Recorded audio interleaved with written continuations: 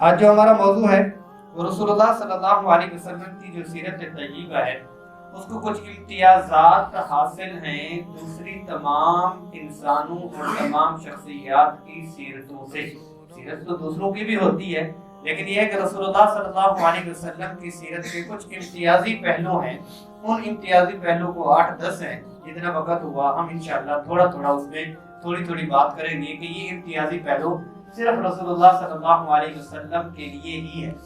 ان میں سے ایک یہ ہے کہ رسول اللہ صلی اللہ علیہ وسلم کامل بشر ہیں، کامل بشر ہونے کی سیرت کہ آپ صلی اللہ علیہ وسلم کو اللہ جل جلالہ نے صرف بشر نہیں بنایا بلکہ کامل بشر بنایا۔ اور اس میں پھر وہ اختلاف چلتا ہے انسان ہیں یا وہ بشر ہیں یا نور ہیں، ہم اس گفتگو کو نہیں جانتے۔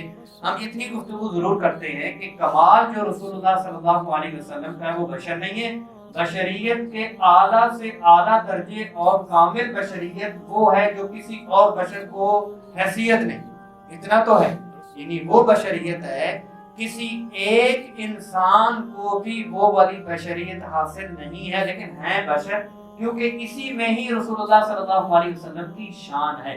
اللہ جل جلالہ نے جب انہوں نے کہا کہ جب کہ عقائد و جہاں صلی اللہ علیہ وسلم کی بات کو مان لو تو انہوں نے اسی بات کو تو ماننے سے انکار کیا۔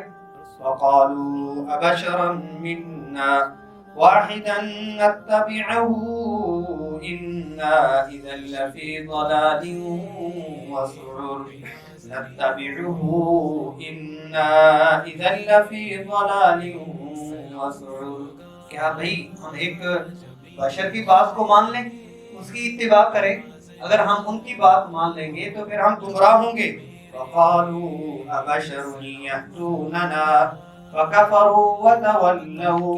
تو انہوں نے کہا کہ ایک بشر ہمیں ہدایت دے گا، ہم بات ماننے کو تیار نہیں ہیں۔ دوسری جگہ پر کیا کہا؟ وَمَا مَنَعَ النَّاسَ أَن يُؤْمِنُوا إِذْ جَاءَهُمُ الْهُدَىٰ إِلَّا أَن قَالُوا أَبَعَثَ اللَّهُ بَشَرًا رَسُولًا، کہ اللہ جل جلالہ نے بشر کو رسول بنا کے بھیجا ہے تو لہٰذا ہم بات ماننے کو تیار نہیں۔ تو اللہ جل جلالہ نے رسول اکرم صلی اللہ علیہ وسلم کی کامل بشریت کو ان کو جو اعتراض تھا اس پر بتلایا۔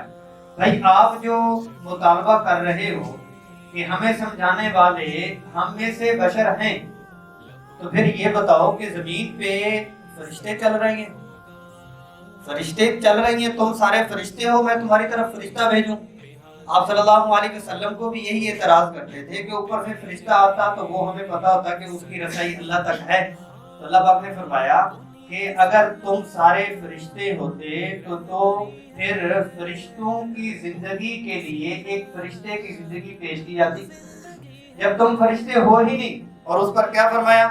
قُل لَوْ كَانَ فِي الْأَرْضِ مَلَائِكَةٌ يَمْشُونَ مُطْمَئِنِّينَ لَنَزَّلْنَا عَلَيْهِم مِّنَ السَّمَاءِ مَلَكًا رَّسُولًا۔